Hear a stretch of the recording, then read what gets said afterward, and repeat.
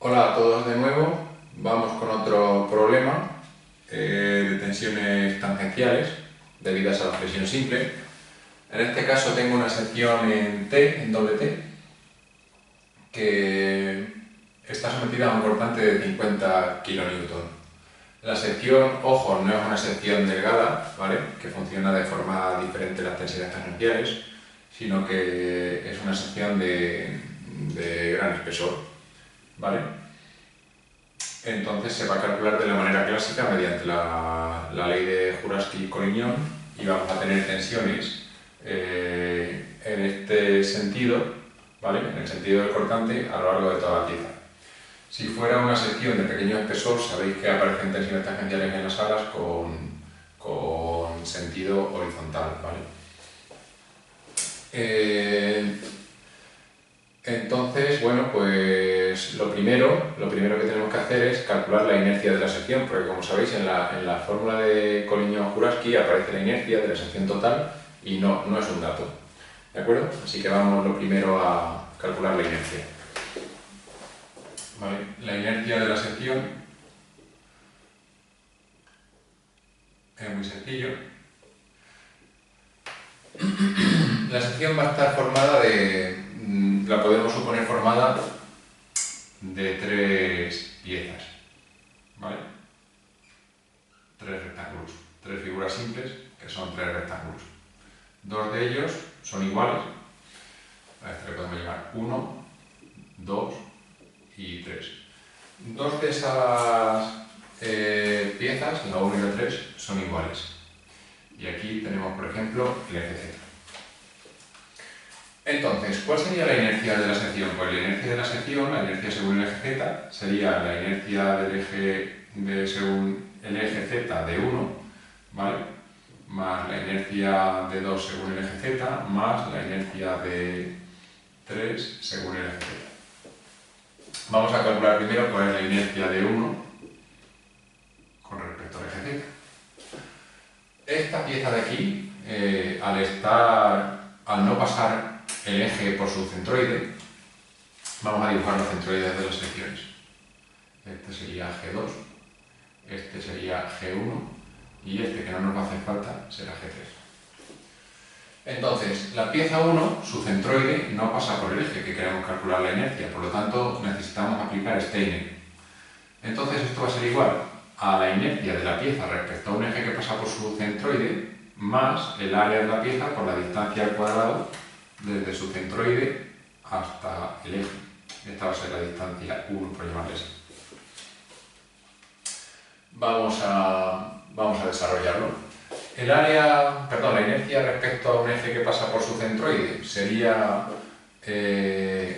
un doceavo de la base, que la base son 50 y 50 y 30, pues 130, por la altura, que son 30 al cubo.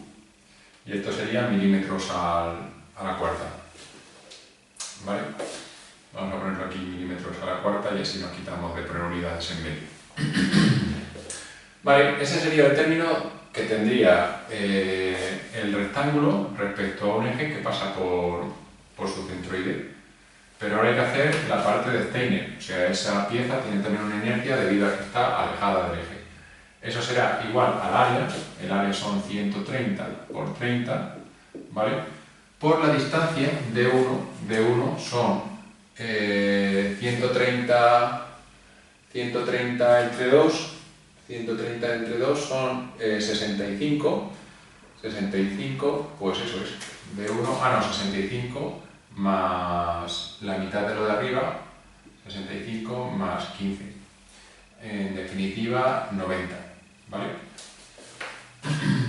No, en definitiva 80, por 80 al cuadrado, milímetros a la cuarta, ¿vale? Esto de aquí son 80. Muy bien, pues esa inercia en 1 que hemos quedado, que sería debido al término de un eje que pasa por su centroide, más debido a Steiner, por culpa de que realmente no pasa por su centroide el eje, pues ese término da 25, 252, otra vez 252, a ver, perdón, 5, 252, 5, 0, 0 milímetros a la cuarta. Vale. Vamos a hacer ahora la inercia del rectángulo que le hemos llevado 2. Entonces resulta que este rectángulo sí que tiene su eje pasando por el centroide. Entonces no va a tener el término, digamos, de Steiner, sino solamente va a tener el término de la inercia respecto a un eje que pasa por el centro de gravedad o centroide. Un 12avo de la base por la altura, ¿vale? La altura son 130 al cubo milímetros a la cuarta. ¿Vale? Ese término sería, pues ese, el mismo que hemos puesto antes. ¿Vale? Cuando pasa por el centroide, no hay que hacer más. Entonces eso sale 5, 492, 500. Muy bien, pues al final la inercia total de la sección va a ser 2 veces la que nos ha salido al principio, 25, 25, 25, 0, 0, más esta, 5, 4, 9, 2, 5, 0, 0. Y eso sale, a ver si me cabe, 55, 997, 5, 0, 0 milímetros a la cuarta. Bueno, pues ya tenemos aquí la inercia de la sección, ¿de acuerdo? La inercia de la sección que me va a hacer falta ahora cuando yo intente calcular la ley de tensiones tangenciales. Vale, pues vamos a borrar esto.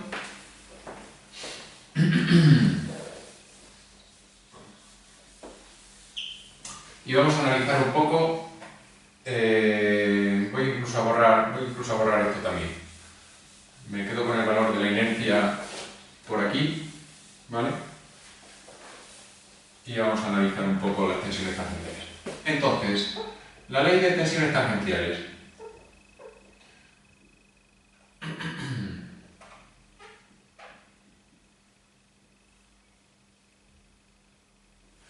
Doy por hecho que conozco cómo se desarrolla la ley de tensiones tangenciales de una sección en T, porque está formada por rectángulos.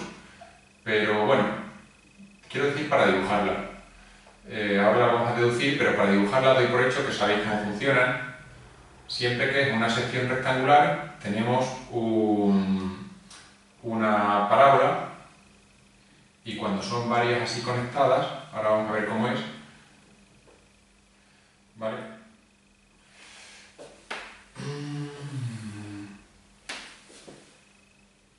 Muy bien. Doy por hecho que sabéis que va a quedarnos una cosa tal que así, ¿no? ¿De acuerdo? Entonces lo que quiero ahorrarme es hacer la ley aquí y la ley aquí, sino decir que ya sé que va a ser simétrica. Entonces yo lo que voy a hacer es calcular dos leyes. Concretamente voy a calcular este tramo de aquí, ¿vale? Este tramo 1, le voy a llamar, y luego voy a calcular este tramo hasta aquí, sabiendo que el resto va a ser igual, ¿vale? Realmente este tramo llegaría hasta aquí abajo.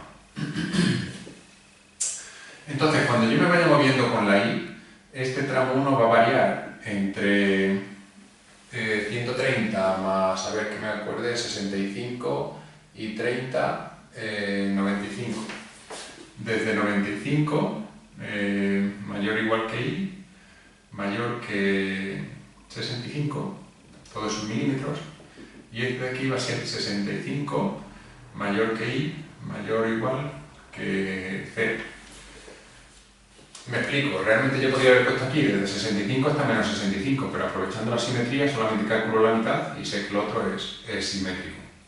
Aquí no he puesto el menor o igual porque realmente hay un salto. Entonces, una se va a llevar este valor, ¿vale? Y otra se va a llevar ese valor.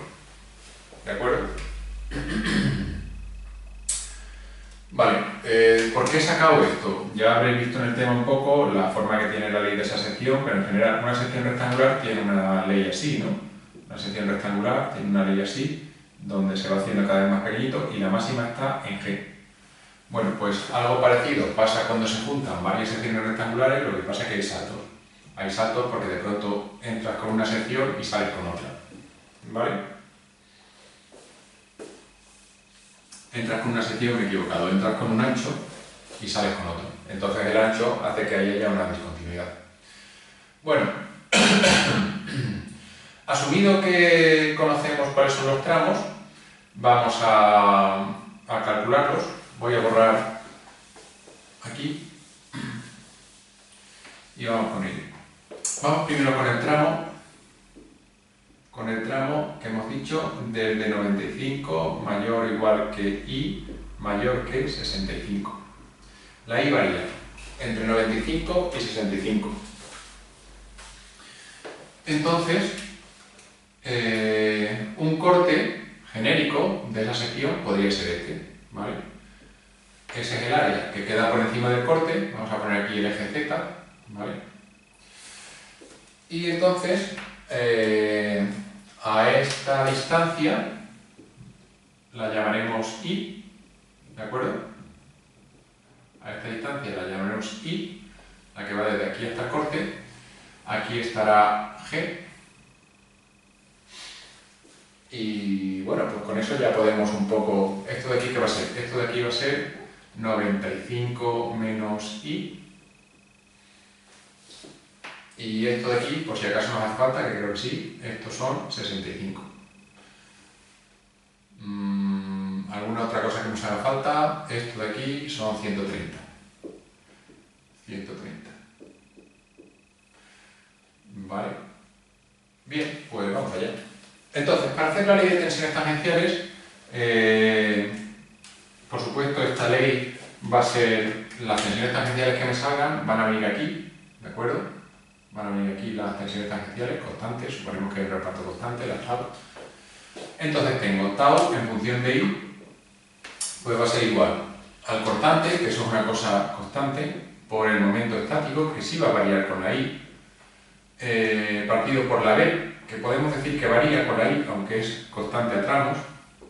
Aquí va a ser constante todo el rato, va a valer 130, aquí abajo va a valer 30. Pues entonces la B por el momento de inercia que no varía, ¿vale?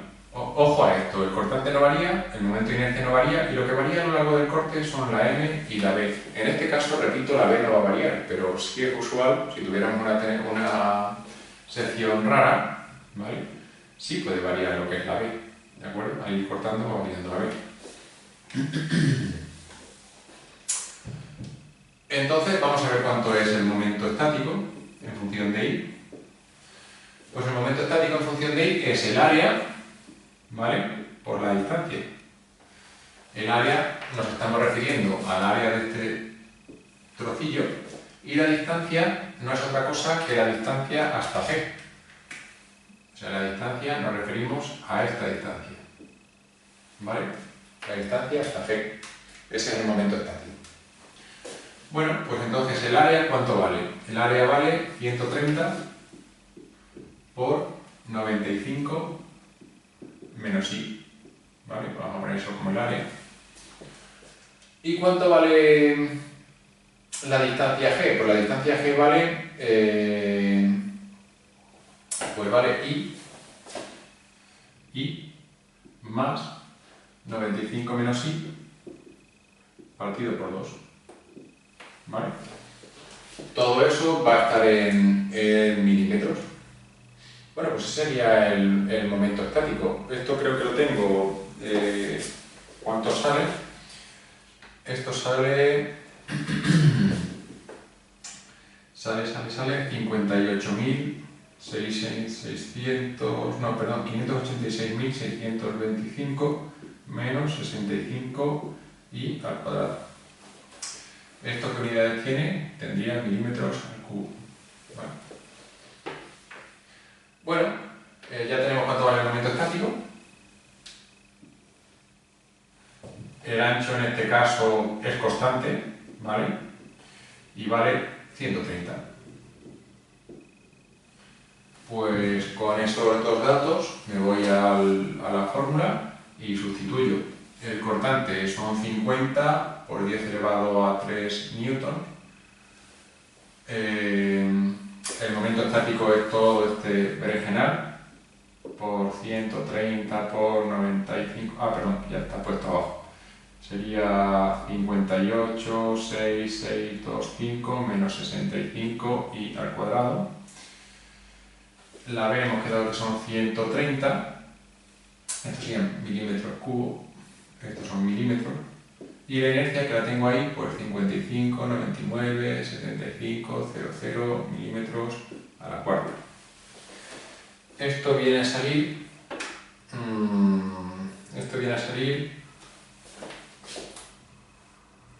4,03 menos 4,46 por 10 elevado a menos 4 y al cuadrado. Esto estaría en las unidades serían newton milímetros al cuadrado, o sea, megapascales. Bueno, pues esa sería la ley del primer tramo, ¿vale? Que es parabólica, como habíamos dicho. Vamos a borrar aquí. Si observamos esa ley, la tau para 95, que sería arriba del todo, ¿vale? Esa tau para 95 y esa tau para 65 milímetros.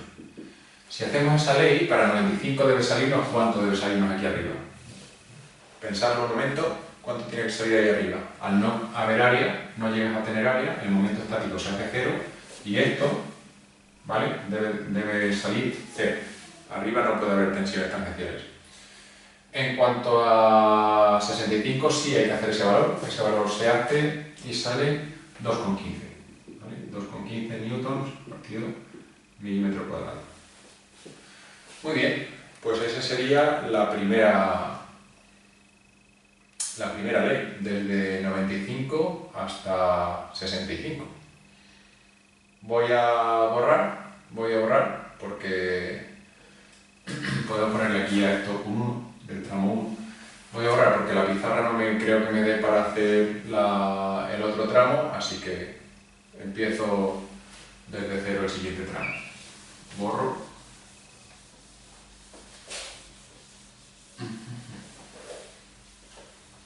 Y aquí tendría el tramo 2, que hemos quedado que el tramo 2 sería desde 65 menor que i, y aquí lo iba a hacer menor o igual a 0, aunque se podría hacer, decíamos, hasta menos 65. Entonces el corte aquí ya no va a ser este. Vamos a borrar la parte de arriba, todo. ¿Cuál es el corte ahora? Pues el corte avanza. Voy a pintar aquí. El área ahora llegaría hasta aquí aproximadamente. Un corte genérico. No tiene por qué ser ninguno en concreto, ¿vale? Ahí. Entonces, lo que antes era la I, ahora va a ser esta va a ser la I, ¿vale? Esto vuelve a ser 65, que a lo mejor nos hace falta, esto ya va a ser entero, que son 30, y esto de aquí, pues nada, estos son los 65, que a lo mejor los debería contar aquí, lo quito de aquí. Bien, ahora al calcular el momento estático tengo que tener en cuenta que aparecen como dos figuras. Es la forma más cómoda de hacerlo. Una figura va a tener su G aquí y otra figura va a tener su G aquí. G es el centroide, ¿vale? Entonces, voy a empezar calculando el momento estático. El momento estático, si yo le llamo ahora a esta de aquí, le voy a llamar A1, y a esta de aquí le voy a llamar A2. Entonces sería, el momento estático se puede descomponer en el área de 1 por D1 más el área de 2 por D2. El área de 1 lo sabemos, la distancia va a ser esta va a ser de 1, y la distancia de 2 va a ser esta, ¿vale? De 2. Entonces vamos allá. ¿Cuánto sería el área de 1? Pues el área de 1 son 130 por 30, esto van a ser milímetros al cuadrado, por la distancia 1, la que va desde el eje hasta el centroide de 1, pues van a ser 65 más 15, 80, ¿vale? Por 80. Más, y la segunda sí depende de la y. La segunda, ¿cuánto va a tener de altura? Pues va a tener 65 menos y, esa va a ser su altura, por el ancho, que el ancho son, en este caso, esto de aquí, son 30. Por 30. Todo esto sería el área. ¿Y cuánto valdría la altura del centro de gravedad de 2? Pues valdría I más 65 menos I partido por 2. ¿Vale? Bueno, pues ese sería, por supuesto, esto también va a ser milímetros. Aquí me faltarían milímetros, esto serían milímetros al cuadrado y esto van a ser milímetros. Y todo va a salir milímetros al cubo. Voy a buscar el resultado. El resultado de todo esto sale 37, 53, 75 menos 15 y cuadrado milímetros al cubo. Muy bien. El ancho. El ancho vuelve a ser constante y es 30. Cuando pongo B, le llamamos B a esta distancia de aquí, ¿vale? Antes le llamé B a esta distancia de aquí, pero quiero decir con esta igualdad que es constante, ¿vale? Que no depende de la I en ese tramo. Bueno, realmente sí dependería, pero en el tramo donde yo corto, que es aquí, o sea, sí dependería si cortara por aquí, pero como en el tramo que yo corto es este tramo, pues no depende, ¿vale? Desde aquí ya empieza a ser directamente 30.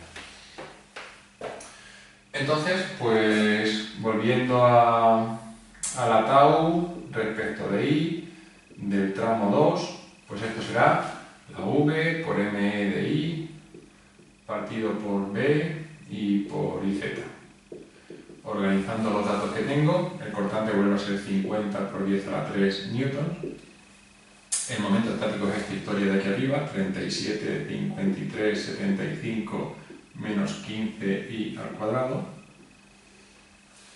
El ancho son 30 milímetros, que aquí no había puesto las unidades.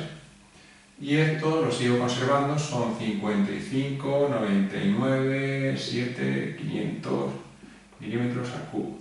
Perdón, al cuarto. Vale, pues eso al final da un resultado de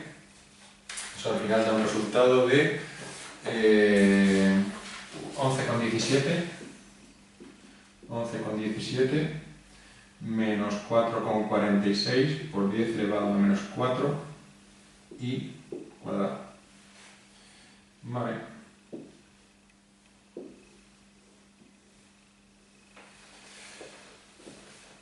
Bueno, vamos a poner aquí en un lateral los valores que salen para el punto extremo este y para el punto 0, ¿no? O sea, para los dos extremos del intervalo. La tau para 65, ¿vale? Para 65 milímetros y la tau para 0.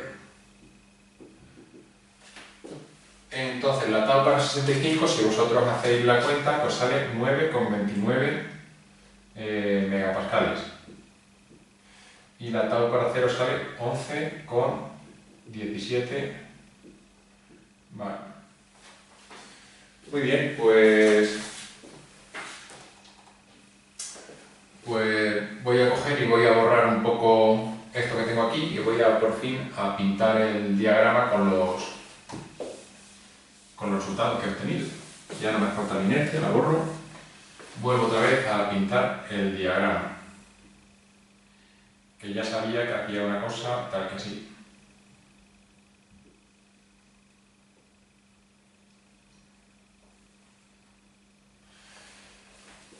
Entonces, vamos a colocar los puntos que me ha dado el problema. Por ejemplo, este 9,29 vendría aquí, porque es del segundo tramo, ¿vale? 9,29. Esta sería la ley de Taus.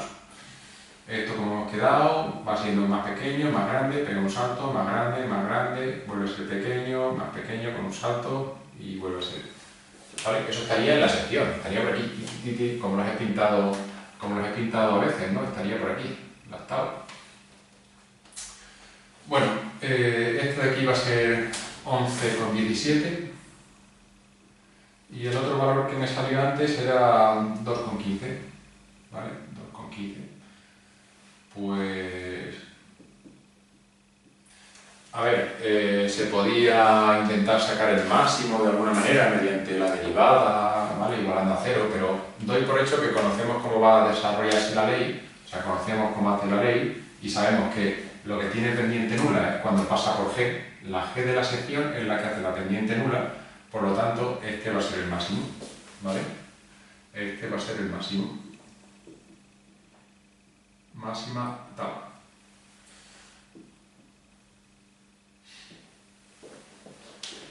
Muy bien, pues aquí se acaba el problema, que ha consistido en hacer primero la inercia de la sección, luego hemos ido haciendo las leyes de tensiones tangenciales cortando por cada uno de los tramos y bueno, luego hallar cuál es el valor máximo. Espero que lo hayáis entendido y bueno, pues seguimos adelante. Un saludo.